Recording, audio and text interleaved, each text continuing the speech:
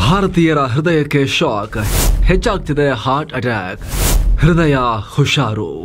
ನಮಸ್ಕಾರ ಸ್ನೇಹಿತರೆ. ಹಾರ್ಟ್, ಹೃದಯ ಇಡೀ ಜಗತ್ತಿಗೆ ಪ್ರೀತಿಯ ಸಂಕೇತ. ಆದರೆ ಭಾರತದಲ್ಲಿ ಈ ಹಾರ್ಟ್ ಬಗ್ಗೆ ಆಘಾತಕಾರಿ ಸುದ್ದಿಯೊಂದು ಹೊರಬಿದ್ದಿದೆ. ಒಂದೇ ವರ್ಷದಲ್ಲಿ ಹೃದಯ ನಿಂತು ಉಸಿರು ಚೆಲ್ಲೋರ ಸಂಖ್ಯೆ, ಹಾರ್ಟ್ ಪ್ರಾಬ್ಲಮ್ನಿಂದ ಪ್ರಾಣ ಕಳ್ಕೊಳ್ಳೋರ ಸಂಖ್ಯೆ ದೊಡ್ಡ ಪ್ರಮಾಣದಲ್ಲಿ ಜಂಪ್ ಆಗಿದೆ. 140 ಕೋಟಿ ಜನಸಂಖ್ಯೆ ಇರೋ ಈ ಪಾಪ್ಯುಲೇಷನಲ್ಲಿ ದೊಡ್ಡ ಜಂಪೇ ಇದು. ಎಷ್ಟು? 12% ಜಂಪ್ ಆಗಿದೆ. 30,000ಕ್ಕೂ ಅಧಿಕ ಜನ ಬರೀ ಹಾರ್ಟ್ ಪ್ರಾಬ್ಲಮ್ಗಳಿಂದ ಪ್ರಾಣ ಕಳ್ಕೊಂಡಿದ್ದಾರೆ. ಹೃದಯಾಘಾತ ಭಾರತದಲ್ಲಿ ಎಪಿಡೆಮಿಕ್ ಆಗಿ ಹೋಗಿದೆ ಅಂತ ಖುದ್ದು NCRB ರಿಪೋರ್ಟ್ ಹೇಳ್ತಾ ಇದೆ. ನೀವು ಸ್ಕ್ರೀನ್ ಮೇಲೆ ಅದನ್ನು ನೋಡ್ತಾ ಇದ್ದೀರಾ. ಜಗತ್ತಲ್ಲಿ ಹೃದಯಾಘಾತದಿಂದ ಪ್ರಾಣ ಬಿಡೋ ಪ್ರತಿ 5ರಲ್ಲಿ ಒಬ್ರು ನಾವಿದ್ದೀವಿ, ಭಾರತೀಯರಿದ್ದೀವಿ ಅಂತ ಹೇಳ್ತಿದ್ದಾರೆ. ಹಾಗಿರೋದಕ್ಕೆ ಏನು ಕಾರಣ? NCRB ರಿಪೋರ್ಟ್ನಲ್ಲಿ ಏನೇನಿದೆ? ಪದೇ ಪದೇ ಭಾರತ ಹೃದಯಾಘಾತದ ಕ್ಯಾಪಿಟಲ್ ಆಗ್ತಿರೋದು ಯಾಕೆ? ನಮ್ಮಲ್ಲೇ ಯಾಕೆ ಎಷ್ಟೊಂದು ಹೃದಯಾಘಾತ ಆಗುತ್ತೆ? ಹಾರ್ಟ್ ಹೆಲ್ತ್ ಚೆನ್ನಾಗಿ ಇಟ್ಕೊಳ್ಳೋದು ಹೇಗೆ? ಎಲ್ಲವನ್ನ ನೋಡ್ತಾ ಹೋಗೋಣ. ಕಡೆತನಕ ಮಿಸ್ ಮಾಡದೆ ನೋಡಿ ಸ್ನೇಹಿತರೆ. ಇತ್ತೀಚೆಗೆ ನೀವು ನೋಡಿರ್ಬೋದು, ಎಲ್ಲೆಂದರಲ್ಲಿ ಹಠಾತ್ ಆಗಿ ಕುಸಿದು ಬಿದ್ದು ಪ್ರಾಣ ಕಳ್ಕೊಳ್ತಿರೋ ಸುದ್ದಿ ಜಾಸ್ತಿ ಆಗ್ತಿವೆ. ಜಿಮ್ನಲ್ಲಿ, ಮದುವೆಯಲ್ಲಿ, ಕೆಲಸ ಮಾಡ್ತಿರುವಾಗ, ವಾಕಿಂಗ್ ಮಾಡ್ತಿರುವಾಗ ಹೀಗೆ ಜನ ತಟ್ಟಂತ ಪ್ರಾಣ ಬಿಡ್ತಿರೋದು ಜಾಸ್ತಿ ಆಗ್ತಾ ಇದೆ. ಅದಕ್ಕೆ ಪೂರಕ ಅನ್ನುವಂತಹ ವರದಿಯೊಂದನ್ನು National Crime Records Bureau release ಮಾಡಿದೆ. ನಿಮಗಿಲ್ಲೊಂದು ಪ್ರಶ್ನೆ ಮೂಡುತ್ತೆ, NCRB ಹಾರ್ಟ್ ಅಟ್ಯಾಕ್ಗೆ ಸಂಬಂಧಪಟ್ಟಂಥ ಡೇಟಾ ಯಾಕೆ ರಿಲೀಸ್ ಮಾಡುತ್ತೆ ಅಂತ. ಆದರೆ ಹಿಂಸಾಚಾರ ಹೊರತುಪಡಿಸಿ ಯಾವುದೇ ಕಾರಣಗಳಿಂದ ವ್ಯಕ್ತಿಗೆ ಹಠಾತ್ ಸಾವು ಬಂತು ಅಂದರೆ NCRB ಅದನ್ನು ಅನಿರೀಕ್ಷಿತವಾದಂತಹ ಸಾವು ಅಂತ ಡಿಫೈನ್ ಮಾಡುತ್ತೆ.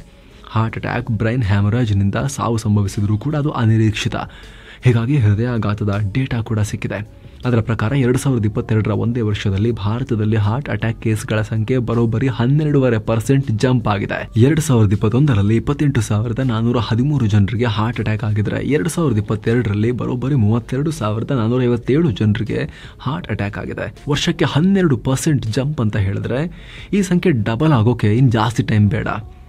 ಇನ್ನೊಂದು ವಿಚಾರ ಕೇಳಿ, ಸಾಮಾನ್ಯವಾಗಿ ಪುರುಷರಿಗೆ ಹೆಚ್ಚು ಹಾರ್ಟ್ ಅಟ್ಯಾಕ್ ಆಗುತ್ತೆ ಅನ್ನೋ ಮಿತ್ ಇದೆ.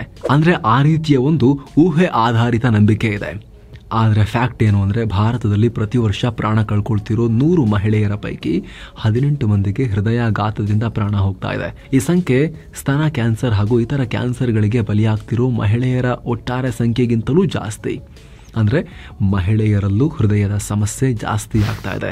ಕೈ ಕೊಡ್ತಾ ಇದೆ ಆಪದಮನಿ. ಸ್ನೇಹಿತರೆ, ಭಾರತದಲ್ಲಿ ದಾಖಲಾಗ್ತಿರೋ 100 ಹೃದಯ ಸಂಬಂಧಿ ಕೇಸ್ಗಳಲ್ಲಿ ಬರೋಬ್ಬರಿ 80 ಕೇಸ್ಗಳು ಕೊರೊನರಿ ಆರ್ಟರಿ ಡಿಸೀಸ್ಗಳು, ಅಂದ್ರೆ ಹೃದಯದ ರಕ್ತನಾಳಗಳಿಗೆ, ಮುಖ್ಯವಾಗಿ ಆಪದಮನಿಗೆ ಸಂಬಂಧಪಟ್ಟಿದ್ದು. ಕೊರೊನರಿ ಆರ್ಟರಿ ಹೃದಯಕ್ಕೆ ಆಮ್ಲಜನಕ ಇರೋ ಪ್ಯೂರ್ ರಕ್ತವನ್ನ ಪೂರೈಕೆ ಮಾಡೋ ಕೆಲಸ ಮಾಡುತ್ತೆ. ಆದ್ರೆ ಕೊಲೆಸ್ಟ್ರಾಲ್ ಈ ಪೈಪ್ಗಳನ್ನ ಕುಗ್ಗಿಸಿ ಹೃದಯಾಘಾತ ಉಂಟು ಮಾಡುತ್ತೆ. ಈಗ ಈ ತರದ ಕೇಸ್ಗಳು ಜಾಸ್ತಿ ಆಗ್ತಿವೆ ಅಂತ ರಿಪೋರ್ಟ್ಸ್ ಹೇಳ್ತಿದೆ. ಉಳಿದಂತೆ ಸ್ಟ್ರೋಕ್ನಿಂದ ಹೃದಯದ ಸಮಸ್ಯೆಗಳು, ರೊಮ್ಯಾಟಿಕ್ ಫೀವರ್ ಅಥವಾ ಸಂಧಿವಾತದ ಜ್ವರದಿಂದಲೂ ಹೃದಯ ಸಂಬಂಧಿ ಕಾಯಿಲೆಗಳು ಜಾಸ್ತಿ ಆಗ್ತಿವೆ. ಅಥವಾ ಹೃದಯದ ಮಸಲ್ಸ್ಗೆ ಎಫೆಕ್ಟ್ ಮಾಡೋ ಕಾರ್ಡಿಯೋಮಯೋಪತಿ ಕೇಸ್ಗಳು ಕೂಡ ದಾಖಲಾಗ್ತಿವೆ.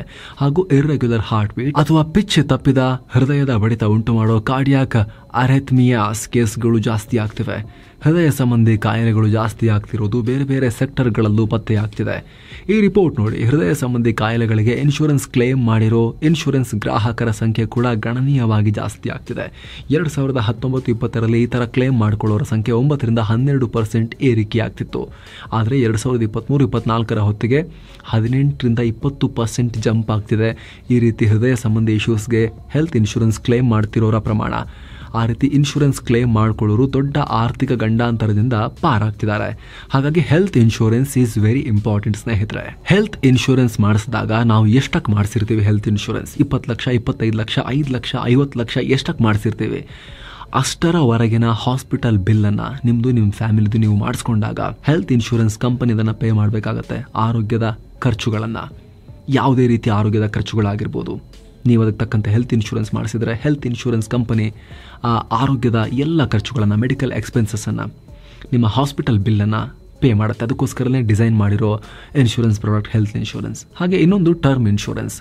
ದುಡಿತಾ ಇರೋ ವ್ಯಕ್ತಿ ಸಡನ್ ಆಗಿ ಪ್ರಾಣ ಕಳ್ಕೊಂಡ್ರೆ ಅವರ ಇನ್ಕಮ್ ಮೇಲೆ ಡಿಪೆಂಡ್ ಆಗಿರೋ ಫ್ಯಾಮಿಲಿ ಬೀದಿಗೆ ಬರಬಾರ್ದು ಅಂತ ಡಿಸೈನ್ ಮಾಡಲಾಗಿರೋ product term insurance. Simple basic term ಇನ್ಶೂರೆನ್ಸ್ನಲ್ಲಿ ಯಂಗ್ ಏಜ್ನಲ್ಲಿ ಜಾಯಿನ್ ಆಗೋರಿಗೆ 500 ರೂಪಾಯಿಗೆಲ್ಲ 1 ಕೋಟಿಗೂ ಅಧಿಕ ಕವರೇಜ್ ಸಿಗುತ್ತೆ. ನಿಮ್ಮ ಏಜ್ ಜಾಸ್ತಿ ಆದಷ್ಟು ಪ್ರೀಮಿಯಂ ಜಾಸ್ತಿ ಆಗುತ್ತೆ. ಹಾಗಾಗಿ ಎಷ್ಟಾಗುತ್ತೆ ಅಷ್ಟು ಬೇಗ ಟರ್ಮ್ ಇನ್ಶೂರೆನ್ಸ್ಗೆ ಜಾಯಿನ್ ಆಗಿಬಿಡಬೇಕು. ನಿಮ್ಮ ರಿಟೈರ್ಮೆಂಟ್ ಏಜ್ ತನಕ ಟರ್ಮ್ ಇನ್ಶೂರೆನ್ಸ್ ಮಾಡಿಸ್ಬಿಟ್ರೆ ನಿಮ್ಗೆ 60 ಆಗೋ ತನಕನೋ 65 ಆಗೋ ತನಕನೋ 70 ಆಗೋ ತನಕನೋ ಕವರೇಜ್ ಇರೋ ಥರ ಟರ್ಮ್ ಇನ್ಶೂರೆನ್ಸ್ ಮಾಡಿಸ್ಕೊಂಡ್ಬಿಟ್ರೆ ನೀವು ಆ ಇಡೀ ಪೀರಿಯಡ್ನಲ್ಲಿ ಏನಾದರೂ ಹೆಚ್ಚು ಕಮ್ಮಿಯಾಗಿ ಆ ವ್ಯಕ್ತಿಯನ್ನು ಫ್ಯಾಮಿಲಿ ಕಳ್ಕೊಂಡ್ರೆ ನೀವು ಎಷ್ಟಕ್ಕೆ ಮಾಡಿಸಿರ್ತೀರಿ, 1 ಕೋಟಿಗೋ 2 ಕೋಟಿಗೋ ಎಷ್ಟಕ್ಕೆ ಟರ್ಮ್ ಇನ್ಶೂರೆನ್ಸ್ ಮಾಡಿಸಿರ್ತೀರಿ, ಅಷ್ಟು ಅಮೌಂಟ್ ಒಂದು ಶಾರ್ಟ್ನಲ್ಲಿ ಲಂಸಮ್ ಆಗಿ ಟ್ಯಾಕ್ಸ್ ಫ್ರೀ ಆಗಿ ಫ್ಯಾಮಿಲಿಯವರಿಗೆ ಆ ದುಡ್ಡು ಹೋಗುತ್ತೆ. ಹಾಗಾಗಿ ಇವೆರಡು ತುಂಬ ಎಸೆನ್ಷಿಯಲ್ ಫಿನಾನ್ಷಿಯಲ್ ಪ್ರಾಡಕ್ಟ್ಸ್, ಟರ್ಮ್ ಮತ್ತು ಹೆಲ್ತ್ ಇನ್ಶೂರೆನ್ಸ್. ಯಾರಿನ್ನೂ ಮಾಡಿಸಿಲ್ಲ, ನಿಮಗೆ ಮಾಡಿಸ್ಬೇಕು ಅಂತ ಇದ್ದರೆ ಡಿಸ್ಕ್ರಿಪ್ಷನ್ ಮತ್ತು ಪಿನ್ ಮಾಡಿರೋ ಕಾಮೆಂಟ್ನಲ್ಲಿ ಲಿಂಕ್ ಇದೆ, ಅದರ ಮೇಲೆ ಕ್ಲಿಕ್ ಮಾಡೋ ಮೂಲಕ ಭಾರತದ ಎಲ್ಲ ಟಾಪ್ ಪ್ರೊವೈಡರ್ಗಳ ಪ್ಲಾನ್ಗಳನ್ನು ಕಂಪೇರ್ ಮಾಡಿ ವಿತ್ ಎಕ್ಸ್ಟ್ರಾ ಆನ್ಲೈನ್ ಡಿಸ್ಕೌಂಟ್ ನೀವು ಇದಕ್ಕೆ ಅಪ್ಲೈ ಮಾಡ್ಬೋದು, ಬೈ ಮಾಡ್ಬೋದು. ಡಿಸ್ಕ್ರಿಪ್ಷನ್ನಲ್ಲಿ ಪಿನ್ ಮಾಡಿರೋ ಕಾಮೆಂಟಲ್ಲಿ ಲಿಂಕ್ ಇದೆ. ಬನ್ನಿ ನಾವೀಗ ವರದಿಯಲ್ಲಿ ಮುಂದುವರಿಯೋಣ. ಈ ಹೃದಯದ ಸಮಸ್ಯೆಗಳಿಗೆ ಕಾರಣಗಳೇನು ಅಂತ ನೋಡ್ತಾ ಹೋಗೋಣ. ಕರೋನರಿ ಆರ್ಟರಿ ಡಿಸೀಸ್ ಅಥವಾ ರಕ್ತನಾಳಗಳ ಸಮಸ್ಯೆಗೆ ಕಾರಣ ಆಗೋ ಅಂಶಗಳನ್ನು ಹುಡುಕಬೇಕು ಅಂತಿಲ್ಲ, ಕಣ್ಣಿಗೆ ಕಾಣಿಸೋ ಥರನೇ ಇವೆ. ಮೊದಲನೇದು ಡಯಟ್, ಯಾವ ರೀತಿ ಆಹಾರ ಸೇವಿಸ್ತೀವಿ ಅನ್ನೋದು. ವಿಪರೀತ ಫ್ಯಾಟ್ ಇರುವ ಆಹಾರವನ್ನು ಸೇವಿಸೋದು, ತುಂಬ ಎಣ್ಣೆ ಪದಾರ್ಥ ಇರೋ ಆಹಾರ ಸೇವಿಸೋದು, ಸಿಕ್ಕಾಪಟ್ಟೆ ಶುಗರ್ ಇರೋ ಆಹಾರವನ್ನು ಸೇವಿಸೋದು ವೆರಿ ವೆರಿ ಡೇಂಜರಸ್ ನಿಮ್ಮ ಹೃದಯಕ್ಕೆ. ಉಳಿದಂತೆ ಧೂಮಪಾನ, ಒಬೆಸಿಟಿ, ಹೈಪರ್ ಟೆನ್ಷನ್ ಅಥವಾ ಹೈ BP ಹಾಗೂ ಡಯಾಬಿಟೀಸ್, ಮದ್ಯಪಾನ ಇವೆಲ್ಲ ನಮ್ಮ ದೇಶದಲ್ಲಿ ಸ್ವಲ್ಪ ಜಾಸ್ತಿ ಜನರಲ್ಲೇ ಕಾಣಿಸ್ಕೊಳ್ತಿವೆ ಇಂಥ ಲೈಫ್ ಸ್ಟೈಲ್ ಪ್ರಾಬ್ಲಮ್ಸ್. ನಾವು ಕೂಡ ಈ ಪ್ರತಿಯೊಂದು ಸಬ್ಜೆಕ್ಟ್ ಬಗ್ಗೆನೂ ಡೀಟೇಲ್ ಆಗಿ ಈ ಹಿಂದೆ ಮಾಹಿತಿಯನ್ನು ಕೊಟ್ಟಿದ್ದೀವಿ. ಏನು ಮಾಡಬಾರ್ದು ಅಂತ ಪ್ರತಿಯೊಬ್ಬರಿಗೂ ಆಲ್ರೆಡಿ ಚೆನ್ನಾಗಿ ಗೊತ್ತಿದೆ. ಇದಕ್ಕೆ ಸಂಬಂಧಪಟ್ಟಂತೆ ನಾವು ಈ ಹಿಂದೆ ಕೂಡ ಹಲವಾರು ಬಾರಿ ಮಾಹಿತಿಯನ್ನು ಕೊಟ್ಟಿದ್ದೀವಿ, ಮುಂದೆ ಕೂಡ ಅವೇರ್ನೆಸ್ ಮೂಡಿಸೋ ಪ್ರಯತ್ನವನ್ನು ಮಾಡ್ತಾನೆ ಇರ್ತೀವಿ. ಗುಡ್ ಲೈಫ್ ಸ್ಟೈಲ್ ಫಾಲೋ ಮಾಡಿ ಸ್ನೇಹಿತರೆ, ದುಶ್ಚಟಗಳನ್ನು ಬಿಟ್ಟು ಬಿಡಬೇಕು.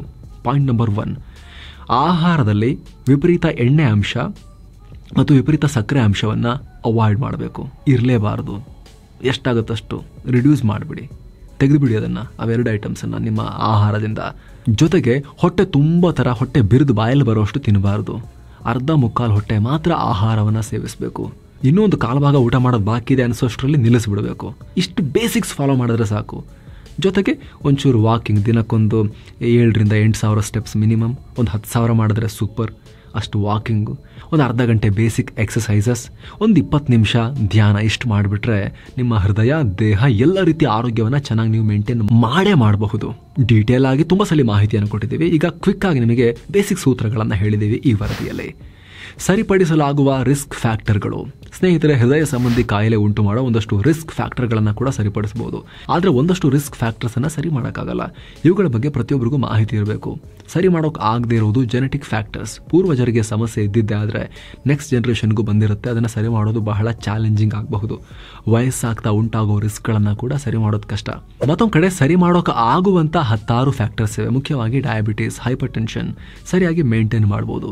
ಇನ್ನು ಅದು ಯಾವುದು ಬಂದಿಲ್ಲ ಅಂದರೆ ಬರದೇ ಇರೋ ಥರ ನೋಡ್ಕೋಬೇಕು. ಅಕಸ್ಮಾತ್ ಬಂದಿದ್ರೆ ಜಾಸ್ತಿ ಆಗದೆ ಇರೋ ಥರ ಒಂದೇ ಲೆವೆಲ್ನಲ್ಲಿ ಮೇಂಟೈನ್ ಮಾಡಬೇಕು. ಧೂಮಪಾನ, ಮದ್ಯಪಾನದಿಂದ ದೂರ ಇರಬೇಕು. ಒಬೆಸಿಟಿ ಕಂಟ್ರೋಲ್ ಮಾಡಬೇಕು. ಒಬೆಸಿಟಿ ಕಂಟ್ರೋಲ್ ಮಾಡೋಕೆ ಮೈಂಡ್ಫುಲ್ ಆಗಿ ಆಹಾರ ಸೇವನೆ ಮಾಡಬೇಕು. ಆಲ್ರೆಡಿ ಎಕ್ಸ್ಪ್ಲೇನ್ ಮಾಡಿದ್ದೀವಿ ಸ್ನೇಹಿತರೆ. ವೈದ್ಯ ಲೋಕ ಹೇಳುತ್ತೆ, ನಿಮ್ಮ ಸೊಂಟದ ಗಾತ್ರ ಸುತ್ತಳತೆ ಜಾಸ್ತಿ ಆಗ್ತಾ ಹೋಗ್ತಾ ಇದೆ ಅಂತ ಹೇಳಿದ್ರೆ ಆಯಸ್ ರಿವರ್ಸ್, ಸಣ್ಣಕ್ಕಾಗ್ತಾ ಹೋಗ್ತಿದೆ ಅಂತ ಅರ್ಥ. ಸೊ ನಡುವಿನ ಗಾತ್ರದ ಮೇಲೆ, ಸೊಂಟದ ಗಾತ್ರದ ಮೇಲೆ ಗಮನ ಇರಲಿ. ಜಾಸ್ತಿ ಆದರೆ ಅದನ್ನು ಕಮ್ಮಿ ಮಾಡೋಕ್ಕೆ ಕ್ರಮ ತಗೋಬೇಕು. ಕಾಯಿಲೆ ಇದ್ರೂ ಗೊತ್ತಾಗಿರೋದಿಲ್ಲ. ಎಷ್ಟೋ ಜನರಿಗೆ BP ಹೆಚ್ಚು ಕಮ್ಮಿ ಇರೋದು, ಡಯಾಬಿಟಿಸ್ ಇರೋದು ಅವರು ಇನ್ಶೂರೆನ್ಸ್ ಮಾಡಿಸೋಕೆ ಹೋದಾಗ ಗೊತ್ತಾಗುತ್ತೆ, ಟೆಸ್ಟ್ ಮಾಡಿಸಿದಾಗ. ಅದುವರೆಗೆ ಐಡಿಯಾನೇ ಇರೋದಿಲ್ಲ. ಇದು ರಿಯಾಲಿಟಿ ಸ್ನೇಹಿತರೆ. ಇನ್ಶೂರೆನ್ಸ್ ಕಂಪನಿ ಸಿಬ್ಬಂದಿ ನಿಮಗೆ ಡಯಾಬಿಟಿಸ್ ಇದೆ ಅಂತ ಹೇಳಿದಾಗ ದಿಗ್ಭ್ರಮೆ ಆಗಿರ್ಬೋದು. ಅರೆ ನಮಗೆ ಬಂದುಬಿಡ್ತಾ ಛೇ ಅಂಥೇಳಿ. ಜನ ತಮ್ಮ ವಾಹನಗಳಿಗೆ ರೆಗ್ಯುಲರ್ ಆಗಿ ಸರ್ವಿಸ್ ಮಾಡಿಸ್ತಾರೆ ಹೊರತು ದೇಹವನ್ನು ಚೆಕಪ್ ಮಾಡಿಸ್ಕೊಳ್ಳೋಕೆ ಹೋಗೋದಿಲ್ಲ. ಡಾಕ್ಟ್ರ್ ಹೇಳಿರ್ತಾರೆ ಇದೊಂದು ಟೆಸ್ಟ್ ಮಾಡಿಸ್ಕೊಂಬನ್ನಿ ಅಂತ, ಈ ಥರ ಪ್ರಾಬ್ಲಮ್ ಇದೆ ನಿಮಗೆ ಅಂಥೇಳಿ. ತಲೆನೇ ಕೆಡಿಸ್ಕೊಳ್ಳೋದಿಲ್ಲ. ಅದೇ ಗಾಡಿಗೊಂಚು ಸ್ಕ್ರಾಚ್ ಆದರೆ ನಿದ್ರೆನೇ ಬರ್ತಾ ಇಲ್ಲಲ್ಲ, ಹೋಗಿ ಸರಿ ಮಾಡಿಸ್ಕೊಂಬಂದ್ಬಿಡ್ಬೇಕು, ಟಚಪ್ ಮಾಡಿಸ್ಕೊಂಬಂದ್ಬಿಡ್ಬೇಕು. ಈ ಥರ ಮೈಂಡ್ ಸೆಟ್ ಇದೆ ನಮ್ಮ ಜನರಲ್ಲಿ. ಗಾಡಿ ಹೋದರೆ ಹೊಸ ತರ್ಬೋದು, ಬಾಡಿ ಬರೋದಿಲ್ಲ. 25% ಹೃದಯನಾಳ ಸಂಬಂಧಿ ಕೇಸ್ಗಳು ಯಾವುದೇ ಲಕ್ಷಣ ಇಲ್ಲದೆ ಒಂದೇ ಸಲ ಸ್ಟ್ರೈಕ್ ಮಾಡ್ತಾ ಹೋಗುತ್ತೆ ನಿಮಗೆ. ರಕ್ತನಾಳಗಳಲ್ಲಿ ಬ್ಲಾಕೇಜ್ ಇದ್ದರೆ 25% ಕೇಸ್ಗಳಲ್ಲಿ ಹಾರ್ಟ್ ಅಟ್ಯಾಕ್ ಆಗೋವರೆಗೂ ಗೊತ್ತಾಗೋದಿಲ್ಲ. ಅದರಲ್ಲೂ ಡಯಾಬಿಟಿಸ್ ಇರೋರಿಗೆ ಗೊತ್ತೇ ಆಗೋದಿಲ್ಲ. ಸೊ ಜೋರಾಗಿ ನಡೆಯುವಾಗಲೋ ಓಡುವಾಗಲೋ ಏನೇನೋ ಕಾಣಿಸ್ಕೊಂಡ್ರೆ ತಕ್ಷಣ ಪರೀಕ್ಷೆ ಮಾಡಿಸ್ಕೋಬೇಕು. ಇನ್ನು ಕುಟುಂಬಸ್ಥರಲ್ಲಿ ಹೃದಯ ಸಂಬಂಧಿ ಕಾಯಿಲೆ ಇದ್ದರೆ, ತಂದೆ ತಾಯಿಯರಿಗೆ ಸಮಸ್ಯೆ ಇದ್ದರೆ ಪರೀಕ್ಷೆ ಮಾಡಿಸಲೇಬೇಕು. ಇನ್ಫ್ಯಾಕ್ಟ್ 20ನೇ ವಯಸ್ಸಿಗೆ ಪರೀಕ್ಷೆ ಮಾಡಿಸ್ಕೊಳ್ಳೋಕೆ ಶುರು ಮಾಡ್ಕೋಬೇಕು ಅಂತ ಹೇಳ್ತಾರೆ. ಸ್ನೇಹಿತರೆ, 2014 ವರ್ಲ್ಡ್ ಎಕನಾಮಿಕ್ ಫೋರಮ್ ಮತ್ತು Harvard school of public health report ಏನು ಹೇಳುತ್ತೆ ಗೊತ್ತಾ? 2012ರಿಂದ 2030ರವರೆಗೆ ಭಾರತೀಯರು ಸುಮಾರು $2.17 ಟ್ರಿಲಿಯನ್ ಹಣವನ್ನು ಹೃದಯ ಸಂಬಂಧಿ ಕಾಯಿಲೆಗಳಿಂದ ಕಳ್ಕೊಳ್ತಾರೆ ಅಂತ ಹೇಳಿದೆ. ಅಂದರೆ ಭಾರತದ GDPಯ ಅರ್ಧಕ್ಕಿಂತ ಜಾಸ್ತಿ. ಅಲ್ಲದೆ ಇದು 2014 ಪ್ರೊಜೆಕ್ಷನ್. ಈಗಿನ ಹೃದಯಾಘಾತ ರೇಟ್ಗೆ ಲೆಕ್ಕ ಹಾಕಿದ್ರೆ ಭಾರತೀಯರು ಇನ್ನೂ ದೊಡ್ಡ ಪ್ರಮಾಣದಲ್ಲಿ ಸಂಪತ್ತನ್ನು ಕಳ್ಕೊಳ್ತಿರೋ ವಿಚಾರ ಗೊತ್ತಾಗುತ್ತೆ. ಇದೇ ಕಾರಣಕ್ಕೆ ಭಾರತದಲ್ಲಿ ಹೃದಯಾಘಾತಗಳ ಎಪಿಡೆಮಿಕ್ ಶುರುವಾಗಿದೆ ಅಂತ ಕಾಮೆಂಟ್ರಿ ಬಂದಿರೋದು. ಇದರ ಜೊತೆಗೆ ಕಾರ್ಡಿಯಾಕ್ ಅರೆಸ್ಟ್ ಅಥವಾ ಹೃದಯ ಸ್ತಂಭನದ್ದು ಇನ್ನೊಂದು ಸಪರೇಟ್ ಡೇಟಾ ಇದೆ. ಹೃದಯಾಘಾತ ಹೃದಯದ ಬ್ಲಡ್ ಸಪ್ಲೈಗೆ ಸಂಬಂಧಪಟ್ಟಿದ್ದಾದರೆ, ಕಾರ್ಡಿಯಾಕ್ ಅರೆಸ್ಟ್ ಅಂದರೆ ಅದು ದೇಹದ ಎಲೆಕ್ಟ್ರಿಕ್ ಸಿಸ್ಟಮ್ನ ಸಮಸ್ಯೆ. ಹಾರ್ಟ್ ಸಡನ್ ಆಗಿ ಬಡ್ಕೊಳ್ಳೋದನ್ನು ನಿಲ್ಲಿಸ್ಬಿಡುತ್ತೆ. ಸಡನ್ ಆಗಿ ಪ್ರಾಣ ತೆಗೆಯೋ ಕಂಡೀಷನ್ ಇದು. ಎರಡರ ಬಗ್ಗೆನೂ ಮಾಹಿತಿ ಇರಬೇಕು.